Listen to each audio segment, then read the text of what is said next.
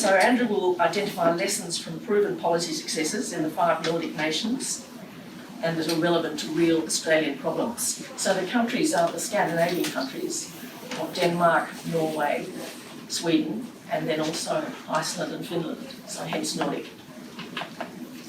So I think it's time, Andrew, for you to fill us in. Yes, thank you. Thank you very much, Angela. Wonderful to be here. Such an important network of people, and I have met Angela before over the years, and was delighted to make contact with her on this in preparation for this. I guess this book, The Nordic Age, is a collaboration with a number of scholars and activists, including many from the Australian Institute, whereas the earlier book 7 years ago, Northern Lights, was my solo effort. And we sometimes refer to the Nordic Age book as a smorgasbord because it's got a wide array of policy areas. And of course, smorgasbord is a Swedish word. So to say it, if you write, you have to put 2 dots above the O and a circle above the A. Otherwise, it's not really Swedish. And the smorgasbord grew according to available experts and topics of interest, of course. So I've got a prepared speech, which I'll primarily stick to. We're coming to the end of a year when the Australian National Government is sinking further into disgrace for its treatment of women. Therefore, it's particularly timely to look at the nations which lead the world in progressing towards gender equality. The coronavirus, now at the end of its 2nd year, hasn't it been fun, has also created a clear critical juncture for policy change to an extent which many people might have previously regarded as unimaginable. We're hearing a clarion call for decisive action against climate change by Sweden's brilliant young Greta Thunberg. A call that must be heeded if this planet is to continue to be livable. We know that. Locally, of course, if we are to make Melbourne and other Australian cities truly livable, then we need to tackle growing housing inequality, the residualisation of welfare, and escalating urban heat. And that does require better, fairer tax policies. Tax will have to be revisited in order to build revenue, even though parties prior to election may want to deny and delay doing that. Far too many Australians are living under housing stress. More than 30% of Australian households now rent. That's not necessarily a bad thing, it's a sign of reality. Not just 20 to 30-year-olds rent today, and increasingly more people will be renting and more people outside that age group into the future. One of the many things about the 5 Nordic nations, Sweden, Finland, Denmark, Norway and Iceland, is that there are secure, good quality rental options. You don't have to own your own house. The health and well-being of renters does not differ markedly from people with other types of housing tenure there. Partly this is because the Nordic countries provide large social housing stocks, whereas in Australia, those are minuscule. Radical investment increases are needed in social housing stocks. We need to assert housing security as a basic popular right, so it will again become possible to propose things like removing Egalitarian taxation concessions for investors, given that all the evidence shows that these are impeding first home buyers, mainly young people, including Luke, who did his honours thesis about intergenerational theft and policy and is doing the recordings now. I'm not paying him for it, but I am paying for his dinner tonight and drinks, so I hope that was sufficient. But they need to fulfil their right to housing security, as do we all. Now, obviously, Nordic cities and Australian cities are very different. They have different history, they have different population sizes. Melbourne is only a recent city in the sense of being a continuously inhabited city, a large urban conglomeration. Copenhagen has been a city since the Middle Ages. Melbourne has sprung up to a population of 5 million, spreading over 10,000 square kilometres. Copenhagen has a population half that size on a quarter of the area. And so you don't need to be a mathematician to work out that their housing density is twice that of Melbourne's. And the dominant form there, in their more high density and medium density living house, is 5 to 7 stories height. We have in Australia endless suburban sprawl in 3 particularly large cities, Sydney, Melbourne and Brisbane, based on the quest for universal private individual home ownership of large blocks, which in reality can no longer be attained. Nordic cities contrast with this, partly because of their history and their available space, but also because of choices they make in terms of policy. We can certainly learn from Copenhagen and other Nordic cities to design better walking, cycling and public transport, and to increase the population density of our inner urban areas. At the same time, in Melbourne's middle and outer areas, we need to build more activity and transport hubs which provide options for people to work close to where they live and to have community services and local businesses nearby. Now, good local libraries, like this one, are the classic example of what makes planning work.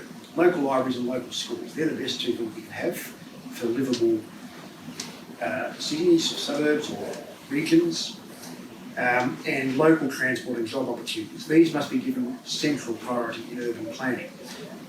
Planning needs to consider a suburb's entire needs, not just let residential construction sprawl and happen according to demand or supply trends without the accompanying community services.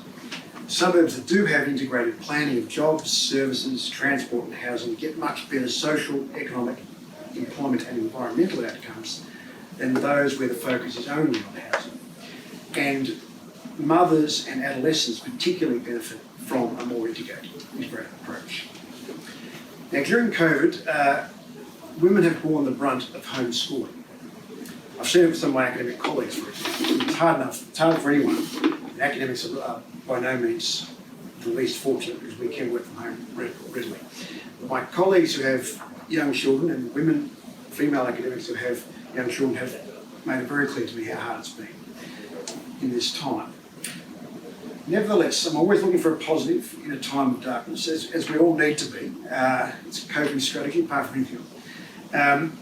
And one of the things that's happened with the physical relocation of so many more Australian workers to home is that there has been something of a rupture to the work-home divide, which might continue on an ongoing basis. And it could help change gender roles more as people reevaluate, including by seeing how many hours they have wasted in commutes, to move towards better work-life balance. Actually, the key theme in Nordic countries. Not wasting commuting time so that we can strengthen and use our precious time to strengthen our community relationships, particularly at times of illness or job loss, retirement, or the birth of new children, to help people manage these events in the life cycle without being isolated or under too much pressure. One of the things about Nordic cities is that healthy planning and design means that city dwellers remain in close contact with nature.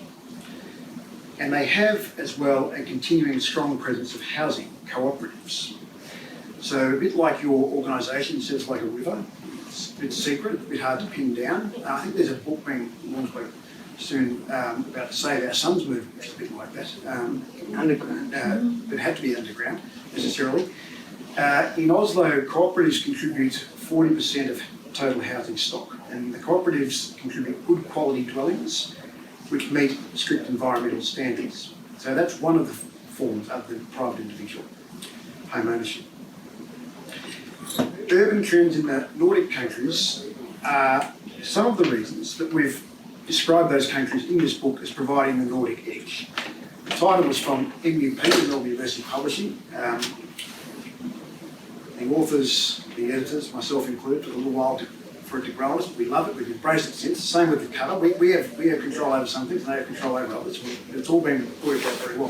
What we mean by the Nordic edge is we want to sharpen our policies, informed by the leading position those countries are in to gain a similar advantage, as well as their larger cities being medium to high density. They have a reasonable spread of medium-sized cities, urban and regional development.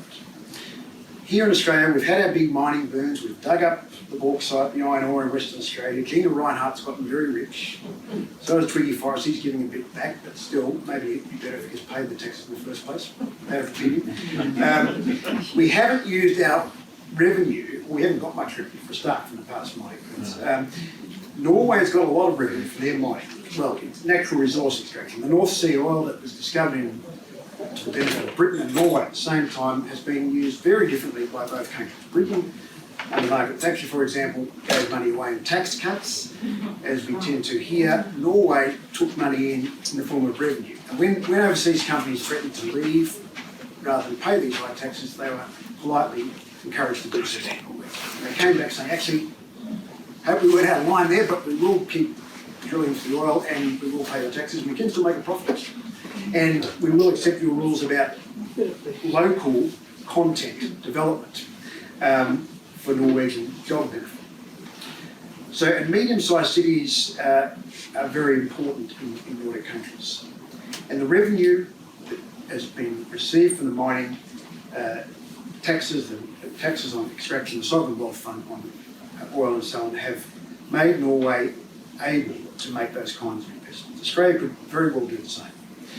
We've also heard a bit more during COVID about decentralisation recently. We've been hearing about people not only working from home, but also going away from the major cities to work remotely on an ongoing basis. So we do stand at a critical junction.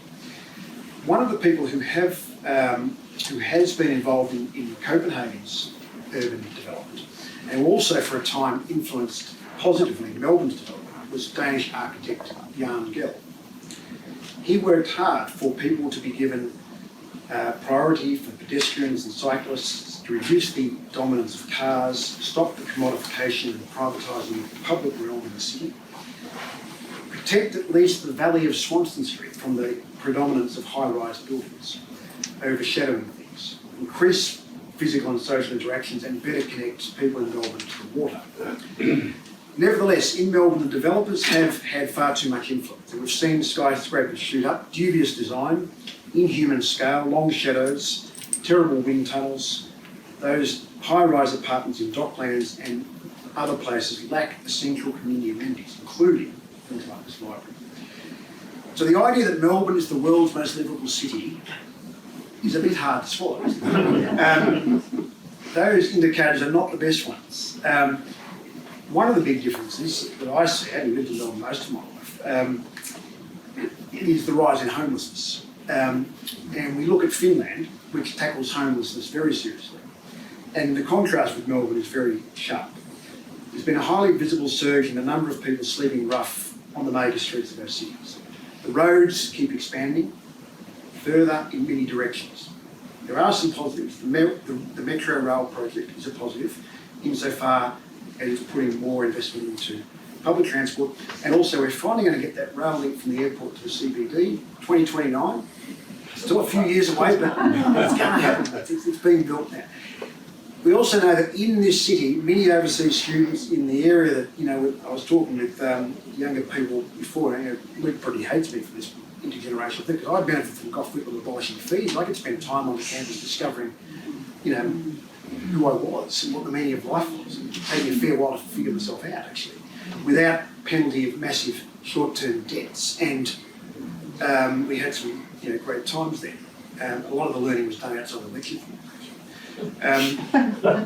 Now, overseas students in our city today are being cramped into places that are making them lonely and isolated, and the only purpose of those places is to make profits for the investors, the property investors. We're also seeing a place which I frequented, and perhaps you did as students, and may still today, the Queen Victoria Market being under threat. The idea of losing that historic place where people come together in that way to yet another sterile shopping mall is frightening. So we need to rediscover the principles of Jan Gehl and consider other Nordic approaches to prevent this further urban sprawl, more evenly spread the population and do things a lot better. Interestingly, Copenhagen has also inspired another person who works in Australia, Sandro Di Maio, who is now the CEO of Vic Health, wrote before his time in that role about how Copenhagen exemplifies how to have a healthy city, which is the best way to beat chronic diseases, including obesity. So having affordable fresh fruit close to public transport, big investment in bike infrastructure, ensuring there aren't food deserts whereby the only way you can get healthy eating is to have a car, which is counterproductive. Strict rules in Copenhagen restricting the buying of residential property for investment purposes. The idea there is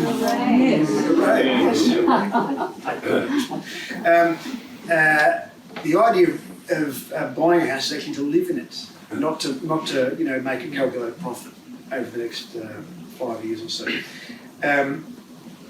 Housing affordability problems for young people and other people can only be reduced by looking at those policies. There are also in those northern European cities, not only in the Nordic countries, but also in Germany, for example, financial arrangements to support building housing for people to live in through things like tenants in common ventures, not just the individual property titles. There are pension funds that play a positive role financing innovative housing ventures in the northern European cities. Here we have our industry superannuation funds, which have some good features, as we write about in the book. Industry super is good insofar as it brings trade unions and employers together to actually collaborate on some matters, which we don't do much of in Australia, but also some negatives. Notably, as Marion Saul writes in the book, that retirement income is increasingly heavily based on how many years you spend in a full-time uninterrupted job in a paid workforce, which means it overwhelmingly benefits men and increases inequalities in retirement, gender inequalities. We therefore need legislation to enable our superannuation funds, like the European pension funds, to invest in new housing ventures which are safe, maybe low return, but if they're all required to invest a small proportion of their massive funds in innovative, affordable housing, a dedicated fixed percentage, then they won't be undermining their competitive edge. Sorry, I'll use that term in a commercial sense, the competitive edge, as opposed to the Nordic edge, which means public advantage and so on. So those reforms are possible. How do we know they're possible? Partly because other so-called New World cities in British colonised countries, they were called the New World by people who read, of course, the tens of thousands of years of ridiculous population living there before.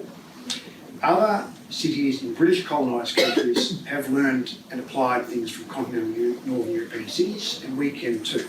For example, Vancouver in Canada was specifically inspired by Stockholm to set serious targets, firstly to reduce waste going to landfill, and secondly to have at least half of all urban trips made on foot, by bike or on public transport. And they met that second goal several years early through concerted policies for urban density improvement, more walkable neighbourhoods, making bike riding safer and improving public transport. So, this contrasts with Australian cities at the moment, where typically at least 3/4 of journeys are made by people driving alone in a car. Environmentally incredibly destructive.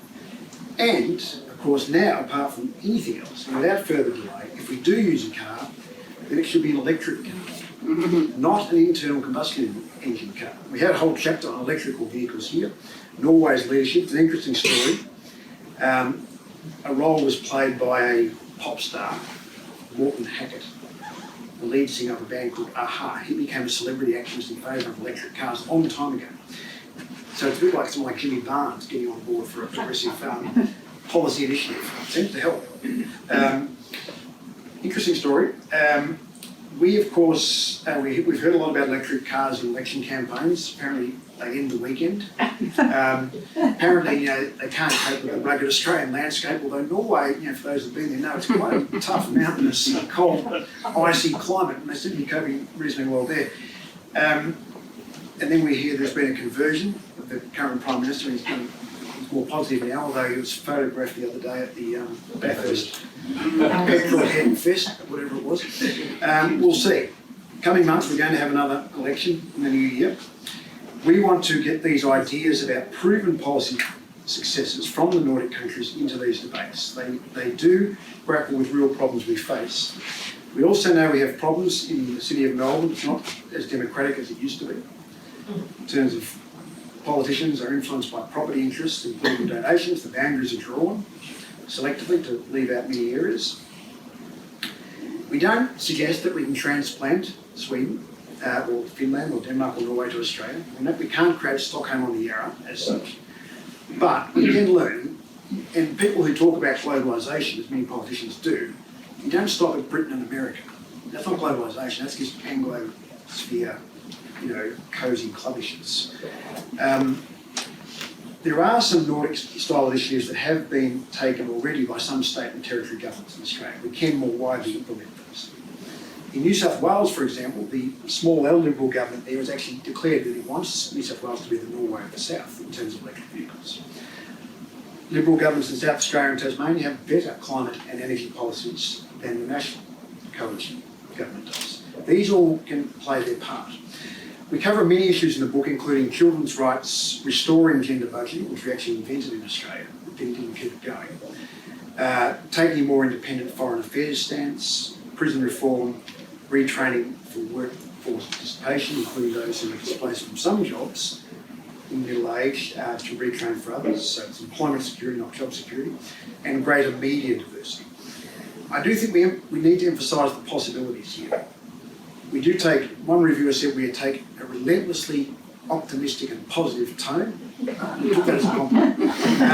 They're not used to it. They're not used to it, no. And it's very important to do things in a spirit of hope. If you're going on a long journey, not to be overwhelmed with despair at the magnitude of the journey, but rather to take the first or second or third steps in a spirit of hope. The world is changing. Australian exports to Europe, including those of the National Party's traditional farming constituency, are soon going to be subject to a carbon tax again. The only question is whether the European Union will get the revenue from that tax, or whether voters might actually prefer Australia to get the revenue.